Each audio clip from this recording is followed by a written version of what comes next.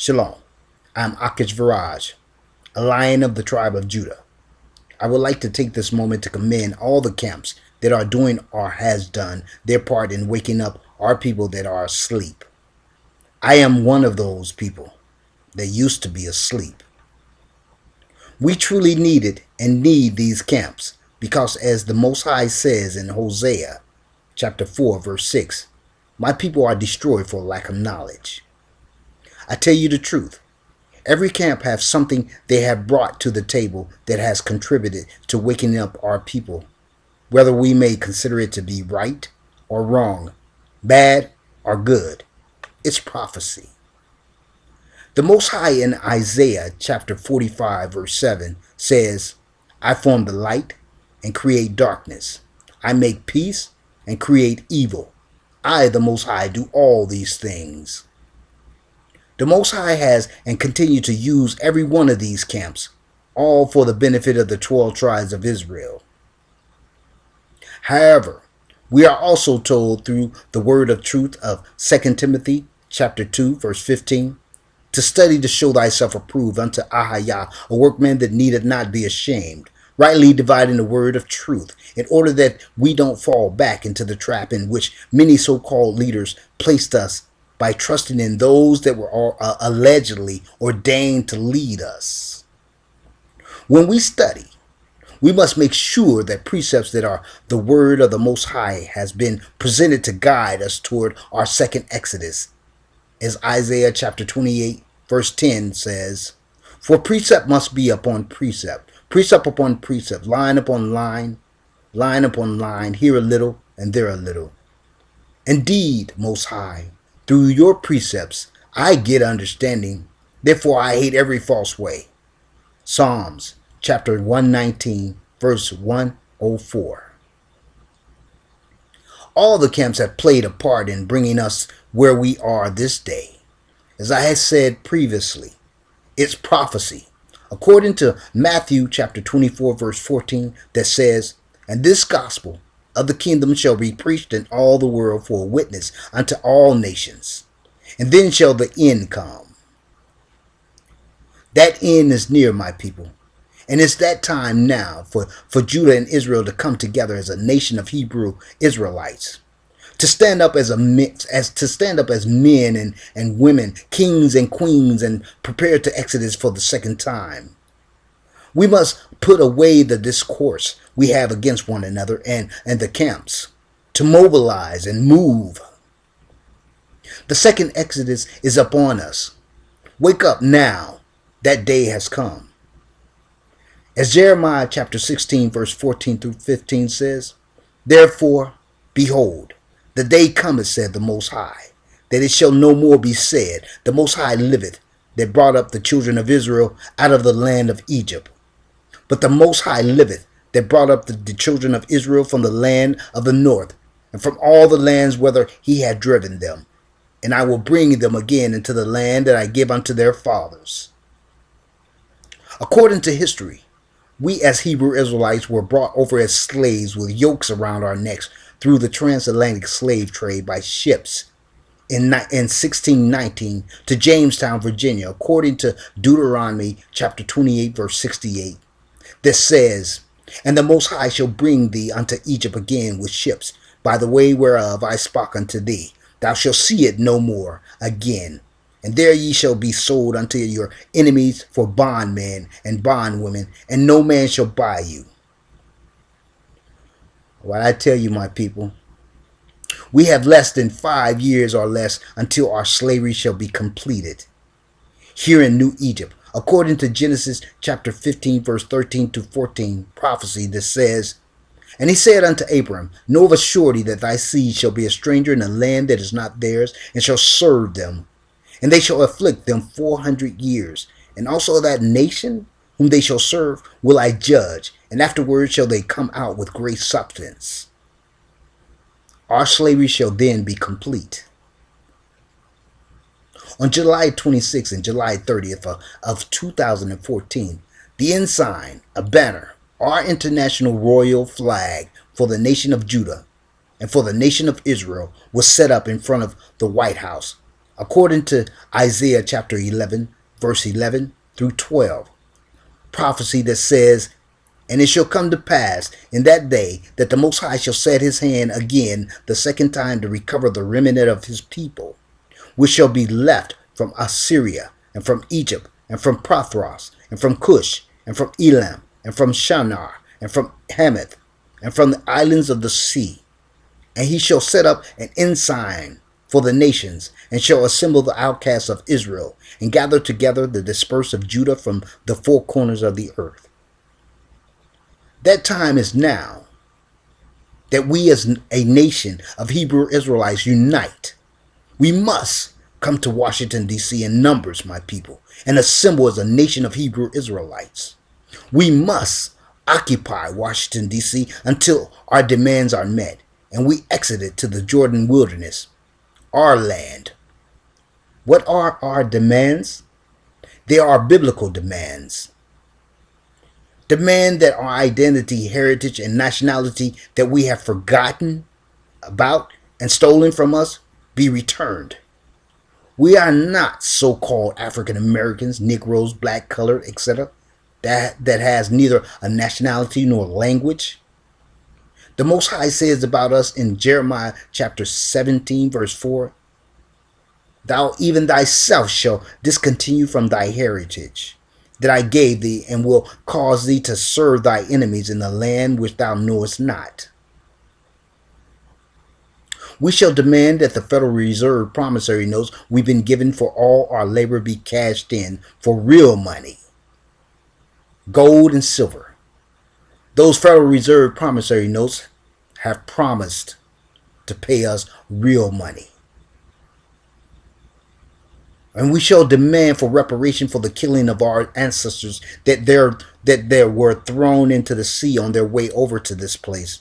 Those that were murdered and hung on trees once they arrived, and for those that lived but were never paid for their labor, according to Mark chapter 12, verse 17, which says, "Render to Caesar the things that are Caesar, and to Ahayah the things that are Ahayah's."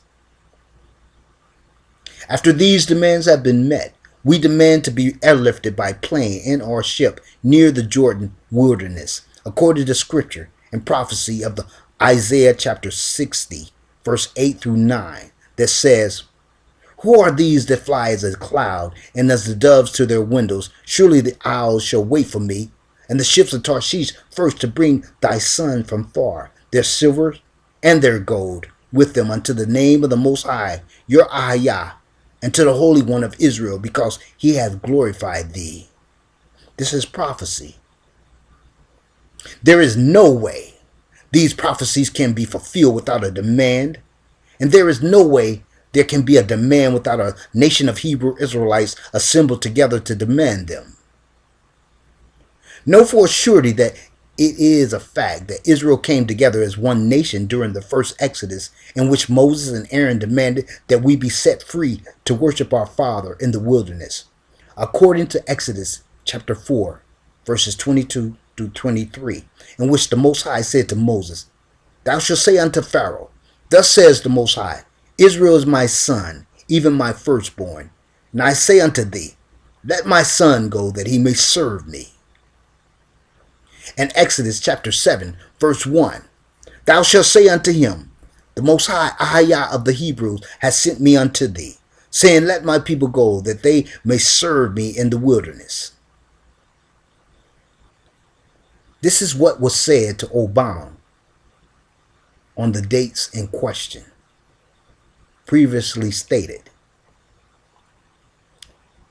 It is also a fact that when Israel got to the wilderness, it was shown that Israel was not totally on one accord, and the Most High had to purge many of them on many occasions. On one such occasion, according to Exodus chapter 32, verse 26, that says, "Then Moses stood in the gate of the camp and said, Who is on the Most High side? Let him come unto me. And all the sons of Levi gathered themselves together unto him. And he said unto them, Thus said the Most High, Ahayah of Israel, Put every man his sword by his side, and go in and out from gate to gate throughout the camp, and slay every man his brother, and every man his companion, and every man his neighbor. So my people, the Most High don't expect many of you to totally be on one accord to exit or to come together as one nation in front of the White House to demand that which belonged to us. According to prophecy of Zechariah, it says, "It shall come to pass that in all the land, says the Most High, 2 parts therein shall be cut off and die, but the third shall be left therein. And I will bring the third part through the fire and will refine them as silver is refined, and will try them as gold is tried." So therefore, he's expecting many of you to perish. Whether you want to come is up to you. Flavius Josephus, book 6, chapter 5, verse 2, section 285, concerning a false prophet says, "A false prophet was the occasion of these people destruction, who had made a public proclamation in the city that very day that God commanded them to get up upon the temple, and that there they should receive miraculous signs of their deliverance." Now there was then a great number of false prophets suborned by the tyrants to impose upon the people who denounced this to them, that they should wait for deliverance from Ahijah. And this was in order to keep them from deserting, and they might be buoyed up above fear and care, but by such hopes. Now a man that is in the adversity does easily comply with such promises.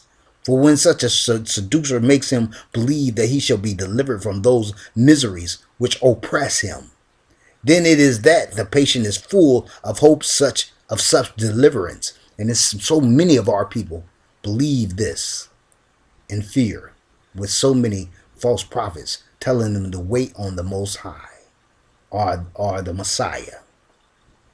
Those were the miserable people persuaded by these deceivers, and such as believed Ahijah himself, while they did not attend nor give credit to the signs that were so evident and did so plainly foretell their future desolation. But like men infatuated, without either eyes to see or minds to consider, did not regard the denunciation that Ahijah made to them. Matthew chapter 24, verse 3 through 26 says, "And as he sat upon the Mount of Olives, the disciples came to him privately, saying, Tell us, when shall these things be? And what shall be the sign of thy coming and the end of the world?" And Yeshua answered and said unto them, "Take heed that no man deceive you. For many shall come in my name, saying, I am Messiah, and shall deceive many. And ye shall hear of wars and rumors of wars. See that you be not troubled, for all these things must come to pass, but the end is not yet. For nation shall rise against nation, and kingdoms against kingdom, and there shall be famines and pestilence and earthquakes in diverse places. All these are the beginning of sorrows. Then shall they deliver ye up to be afflicted, and shall kill you, and ye shall be hated of all nations for my name's sake. And then shall many be offended, and shall betray one another, and shall hate one another. Surely this is what's taking place this day. And many false prophets shall rise, and shall deceive many. And because iniquity shall abound, the love of many shall wax cold. But he that shall endure unto the end shall be saved. Yes. And this gospel of the kingdom shall be preached in all the world for a witness unto all nations, and then shall the end come. When ye therefore shall see the abomination of desolation, spoken of by Daniel, the prophet, stand in the holy place. Whoso readeth, let him understand. Then let them which be in Judea flee into the mountains. See, it's telling us to flee. It's the truth. It's prophecy. Let him which is on the housetop not come down to take anything out of his house. Neither let him which is in the field return back to to take his clothes, and woe unto them that are with child, and to them that give suck in those days. But pray ye that your flight be not in the winter, neither on the Sabbath day.